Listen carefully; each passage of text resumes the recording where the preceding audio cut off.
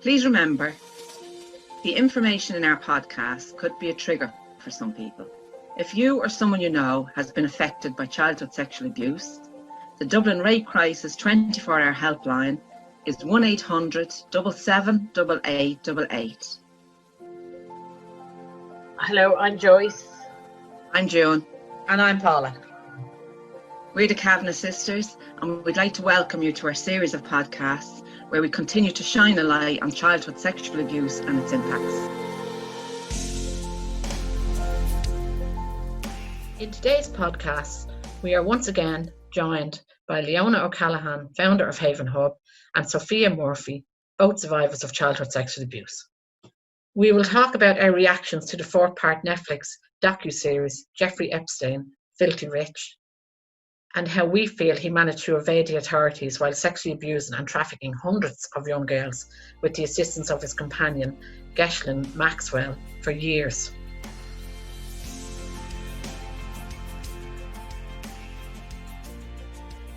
You watched the programme, what did you think of it? What was your initial impressions? What went through my head was that he was still alive, because when I seen them being brought into the hospital on the trolley at the end, his face was red. Even looking at his cell, why did he have so many blankets? Whatever happened to him, he didn't hang himself. No. Like they say the prison was a bad prison. Well, why would one cellmate been given so many blankets? And just stupid stuff going through my head. And then I seen him being wheeled into the hospital. His face was still red, and it's like his hands were clenched. There was still life in him. Right. And it's like I was thinking, is he still alive? That's what I was thinking at the end. It's like literally, how is he getting away with it? And we know how he's getting away with it. He's connected, and he's connected very high in American society now. It's just a reflection of what's going on over here. Why would he be connected? We can only surmise and we can only guess. But it would certainly appear that he has evidence on people who have power, and power enough to shield him from the rigours of the law until it didn't. He got away a long bloody time, and there was hundreds of girls involved in the abuse. That connection that goes right up to the top, you don't know what they were up to. We'll probably never find out. We might get bits of it. They might scapegoat a couple of people just to appease everybody and get the eye off them. If that's a reflection of what's going on here in Ireland, we could easily surmise the reason we have such difficulty in getting laws changed, in getting help and support for victims, would be for a similar reason, that the people that hold power are involved in forms of abuse themselves. It's in their interest to protect the laws that will protect them ultimately. Leona. Yeah, no, I think for me, collusion and corruption is a massive part of it. And I do agree that in Ireland, we're still soaked up in it, unfortunately, whether that's through how our finances are spent.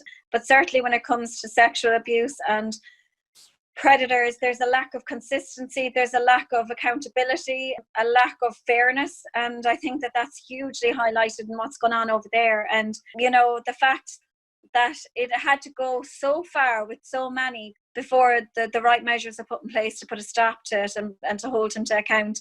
And that's what we find in our justice system here is it's their first offence, so give them another go. No, it's the first time that they were caught and actually they were found guilty and that they went through the process. 78% of the time they don't get past the DPP's office, and we know that, So actually it's not necessarily the first time they've done anything. Finally, the legal system has allowed us to hold them to account. They're treated then as if the sense of unfairness around the leniency that's given with that, or even in my case, there was another girl, so she had a 15-year sentence, I got 17 years, and the whole idea where they run concurrently at the same time. Yeah. I asked the Justice Minister at the time, which one of us was the free one? Which one did he get for free? It felt as if, okay, well, he'll be held to account, but he'll be held to account for one of you, and that would be enough. Who got to make that call? And if that is the case, was I the free rape or was she the free rape? But look me in the eye and tell me that, because you're the person making that decision to allow that system. And yeah, you mightn't be the judge and you mightn't be responsible for the precedent up to now, but you are responsible for the legal system as it is now today and any changes that's needed. So you look me in the eye and you tell me, actually, you were the free one. And it's the same with all the others. Who can the people that eventually held him to account, can they look at all the previous women and look them in the eye and say, you didn't matter enough for this to be big and for him to be held to account. Because they're not just numbers, they're lives. And that's what's missing here, is the humanness of actually the effect on every single one of those women, and all the memories and all the nights of no sleep and all the dark moments that any of those experiences would have had. And they're all wrapped into one person now, instead of them being seen individually. And I think that's what happens a lot in Ireland. It's all wrapped up together, and it's all, okay, we'll make him pay, but to only some extent. It is like we've been saying for so long, it's a complete lack of understanding of the impacts of this crime. Is that, Paula, or is it the lack of giving a fuck? Unfortunately, I think it's a bit of both. Our difficulty again with get people to discuss this. Why is there no willingness to deal with the issue? Why do we constantly feel we're banging our heads against the wall? The Jeffery Epstein and the Harvey Weinsteins and all of those big cases that come now, the Jimmy Savile, the whole thing, the common thread throughout the whole lot is the lack of accountability and the power. Because that's what abuse is, it's power. Because he was who he was, and it looked like he did it in plain sight. It looked like people turned a blind eye. If you stand by and don't do something while you know there's something not quite right going on over there, then in fairness, you're as guilty as the person who's abusing that person. It actually reminds me of, I was in a psych ward here after I attempted suicide, and we were actually in meditation, and we kind of got a tick every time if we worked through a class to try and get home that weekend.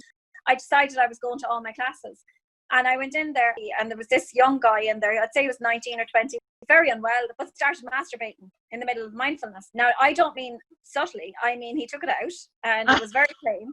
And everybody else was old, elderly women, except for me and the girl that was running the course. Obviously, I couldn't close my eyes. I couldn't breathe because he was getting off in the breathing. So I had to leave the room. I was like, well, I want my tick for the class. And I was like, I'm sorry, can we stop for a second? I said, can you either ask him to leave or tell him put it away? Like, I was reprimanded afterwards because I'd made the room feel uncomfortable. I had made the room feel uncomfortable in the way I handled it by literally saying out what was going on. They're the ones that have made us all uncomfortable, not the person who speaks about it. And that is the big issue now. A podcast we did on the trafficking was urging people, if you see something, say something. Yeah. Like, and it's the same with everything. I put a post up on our Kavanagh page last night about Trump, and somebody came on giving out about it, saying that too political and don't pick sides and all this. But you have to. If we just try and keep the room happy, as don't make anybody uncomfortable, well, as Paula said, we are as guilty as the people who are doing it. Absolutely, yeah. I mean, evil is one thing, but to look on evil and say nothing is quite bad. But like somebody said to us recently, we have very strong legislation. We just have no implementation of it. And the judges in particular are a law unto themselves. There's no transparency. There's no accountability. And anybody in a position of power that isn't accountable is dangerous, regardless of what your moral compass is. If you're given power with no accountability, nobody wins with that. Not you and not the people you're supposed to be dealing with. I think there's always a danger when the outcome of anything depends solely on the discretion of anyone. Now, I know there's guidelines there. It's at his discretion. I mean, one of the cases was we won't sentence him because his whole career would be screwed up because he had a good future ahead of him. Who makes that call and gets away with it? And it is like you're saying, it's everyone needs to be accountable to somebody. It can't fall down to discretion of any individual. Even the fact that the amount of counts doesn't actually matter. I found myself even giving in and accepting that. On my case, there was a certain amount of counts there. I think it started off that there were 68 counts. He pled guilty to 5. But because I was told that really, realistically, he'll serve the same time, it's like the others didn't matter then. And don't let anybody stand there and tell me that I had the same life if I had been raped 5 times compared to 68 times. Yeah. Because every one of those 68 memories I needed help for. And somebody made that choice for me somewhere along the road that never had the experience.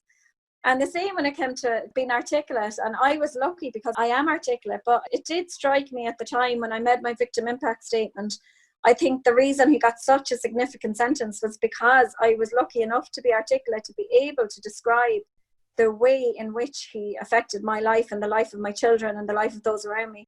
And if that is a determinant, then we should give victims somebody that is extremely articulate to put that victim impact statement together, because some people don't even know where to start with that.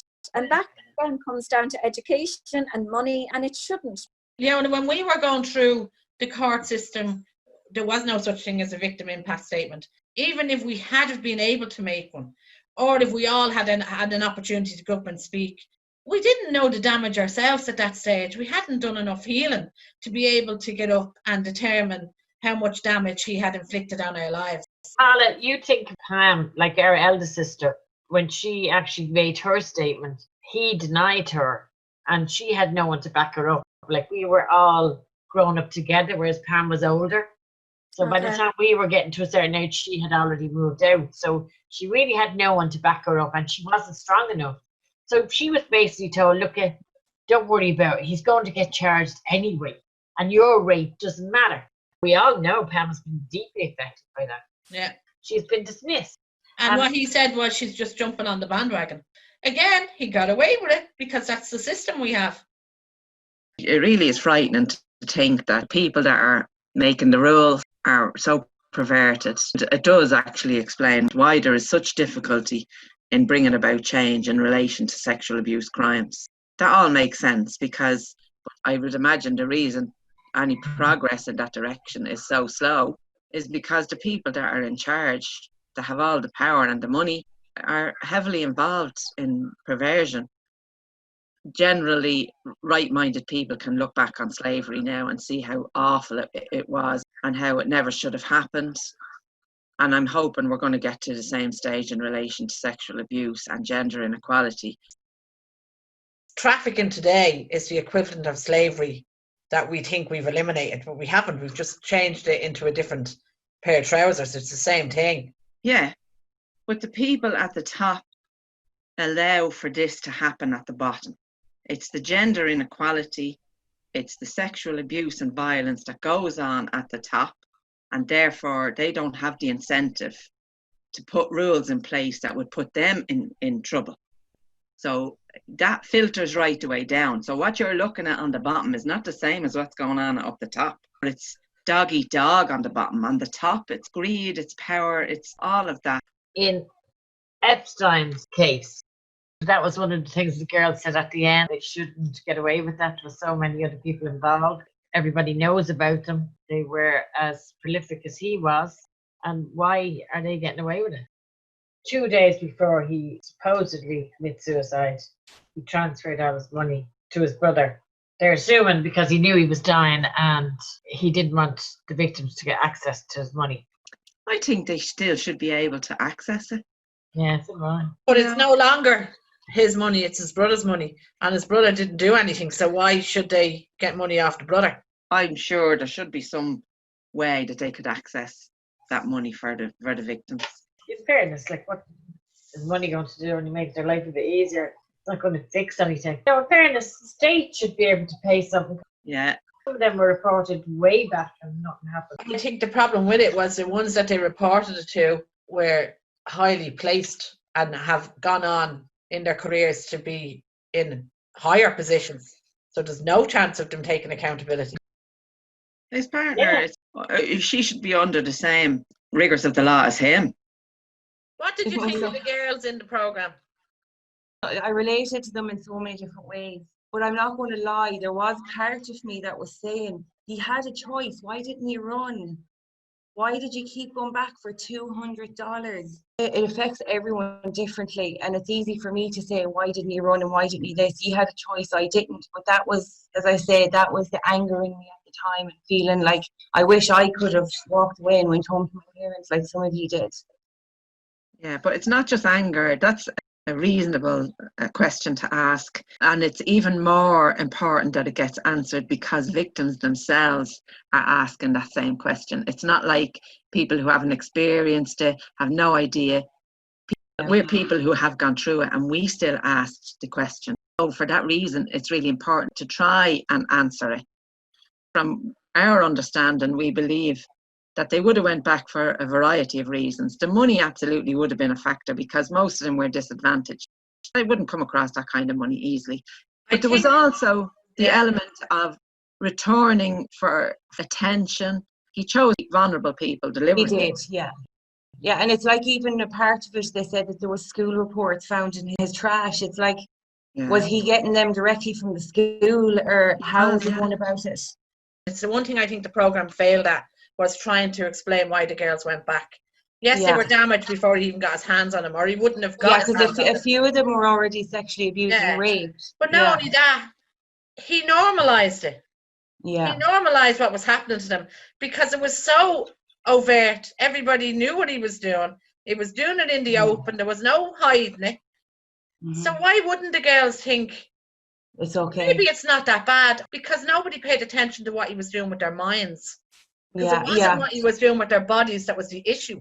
It wasn't him raping them or getting them to masturbate him. It was what he was doing with the children's heads. Because they were only kids. I know one of the girls did say, she said that she loved him and she thought she was going to marry him. Yeah. He had charisma. He was bringing them onto a private island in a private plane. They were meeting all these A-list celebrities. Now, even today, with a child who is not as vulnerable as them, that's a hard thing to turn up your nose at. When he's dressing it in the top gear, the hero comes along and he says, not only will I do that, I'll bring you everywhere. I'll show you everything. And I'll send you to school. I'll pay for your education. You'll be whatever you want to be in this life. And that's what he told them all. He never did it, but he did promise them all. Yeah. But that's the thing about it. It was what he did with their heads, not what he did with their bodies, which is actually the crime. It's like when I retracted my statement from the social workers years ago, the reason I done it is because I was told my sisters would be taken away. Yeah. So similar thing. Yeah, our father used to tell us on a regular basis we were going to be rich. We had a shop at one point and eventually made soft ties, and he used to say, right, we're after getting this big order now. If we do this right, by him telling us this, we work like dogs now. He'd say, if we do this right, we're all going to be rich. He said, these are $10.99 each, and your mum wants 5,000 of them, and that's only the beginning. He's going to want more. He has loads of shops, and by the time he was finished, we were nearly frothing at the mouth. Yeah. And we would work 24/7, and it never happened. But within a month, he would have another scheme, and he did this for years. And every single time, we believed him. Never once did we go, hang on a minute, Dad, you told us that for the last 10 years, and it never happened. Never dawned on us that. He believed him. Yeah. But Sophie, that's the difference with getting a child and starting abuse early, because. And what makes it difficult to deal with it, and where the self-hatred comes from, is when you look back and you go, oh my God, like, what did it take? Yeah, we didn't question, you see. He lied all the time. From that young, you don't question. I can understand us. We were born into that. All of us here were born into that. Absolutely, we were groomed. We fell in hook, line, and sinker, no questions asked. But in Epstein's case, a 12-year-old girl, which is a child, baby, taken to his place, was raped, was given $200. Why would she come back? They had no money. They had probably got violence in their own home or some kind of abuse or trauma. They all had shit lives. They were chosen specifically, because they didn't have a good background. And they came from disadvantaged areas. Like, money was a big draw.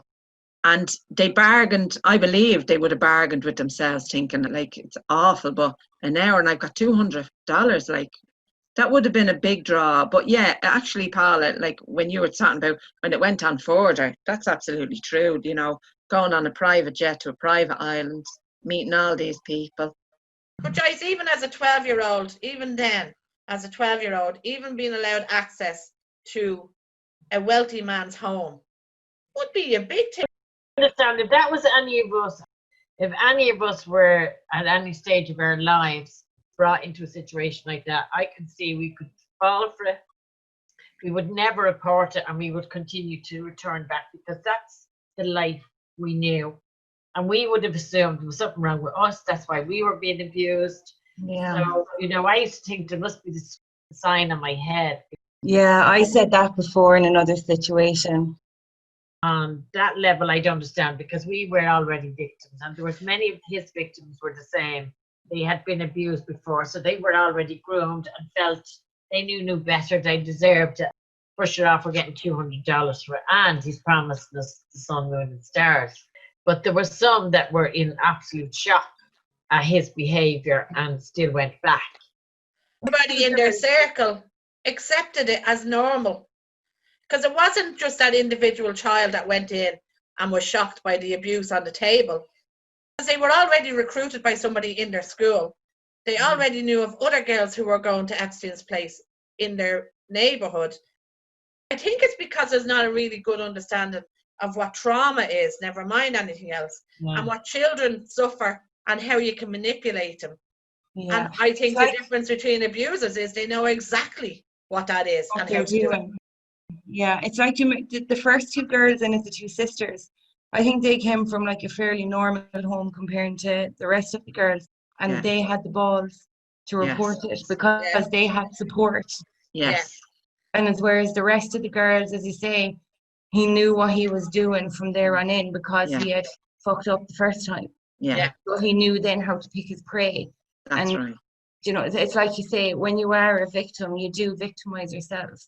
Yeah. And you do anything for love and attention. And fair enough, you're getting 200 quid a bop, but you're also getting to feel. And I don't know if they felt nice every time, but I'm sure there was times when and I know it's a hard thing to say, but I'm sure there is times when they were being raped and groomed, they did feel $1 million. Well, they say if you do it right, the child should enjoy it.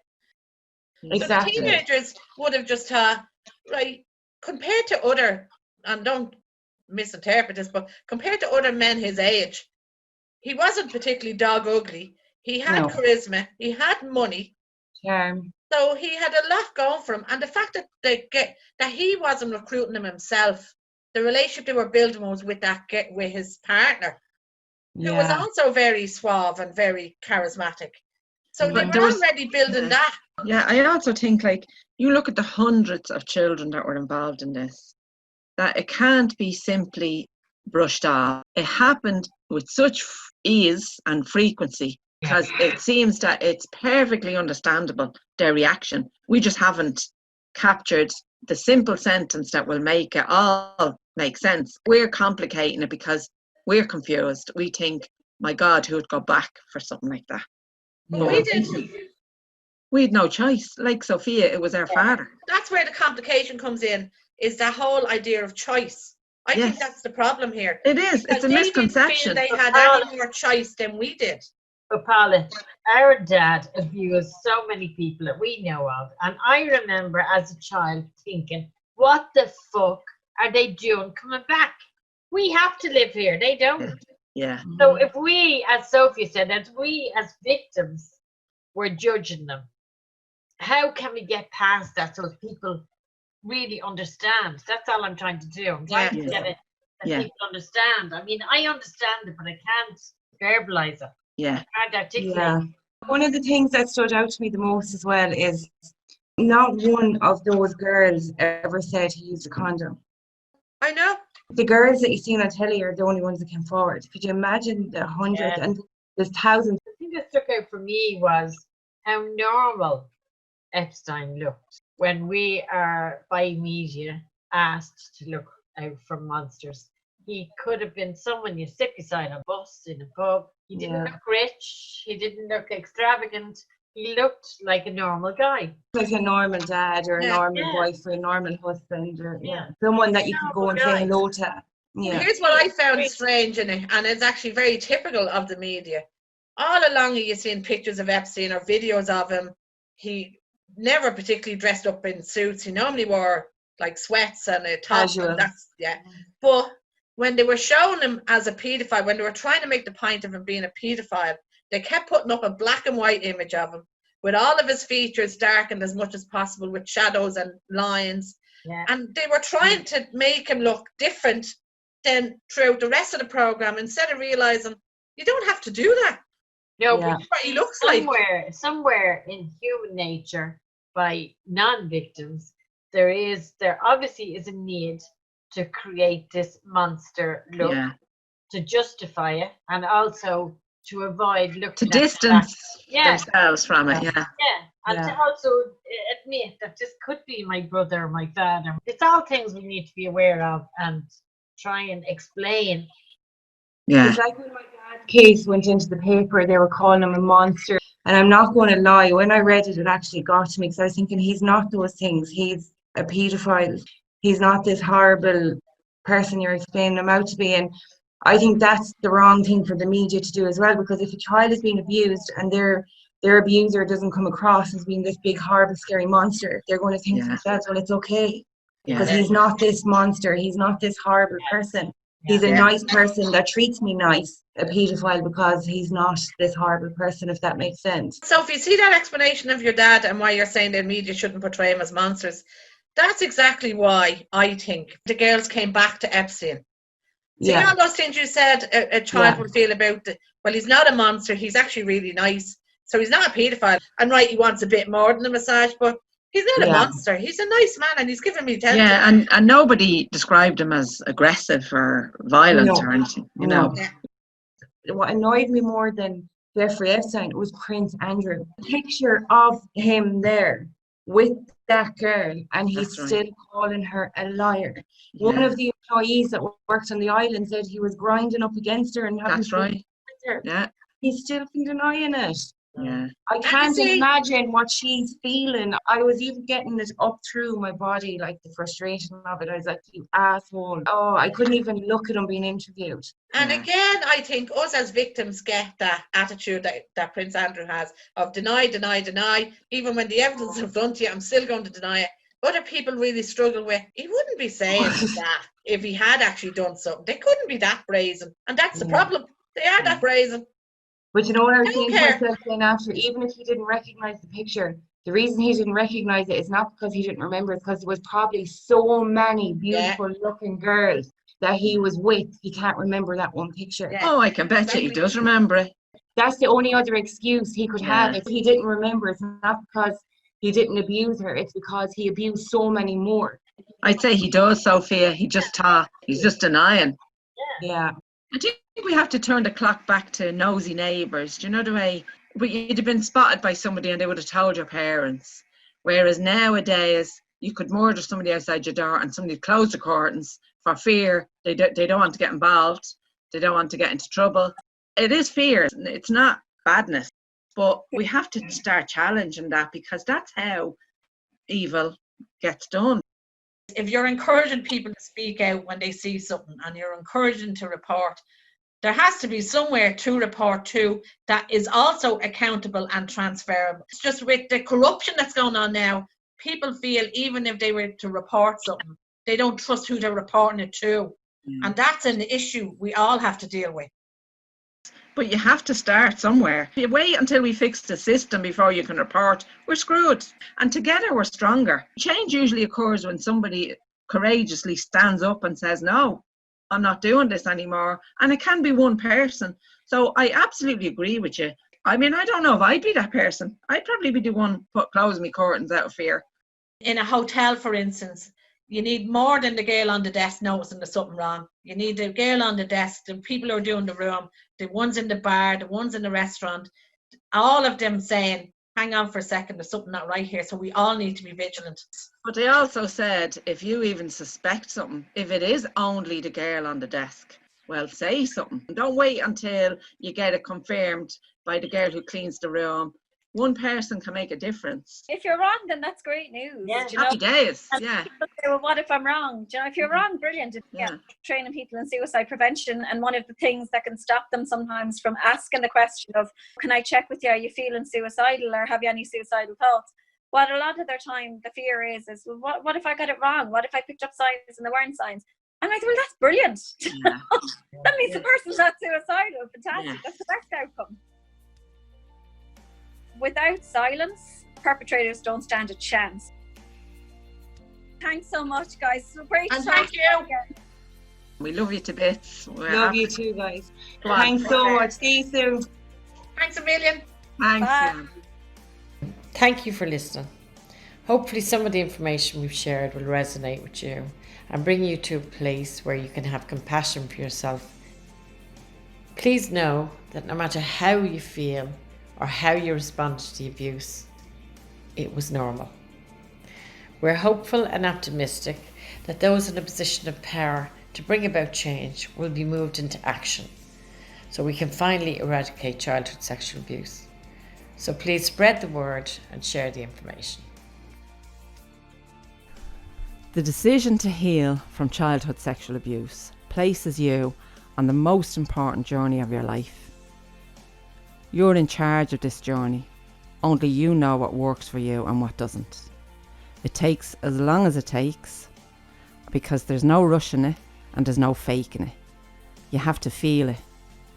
And just as the ripple of pain that you're in goes out and impacts all of those around you, so does the healing.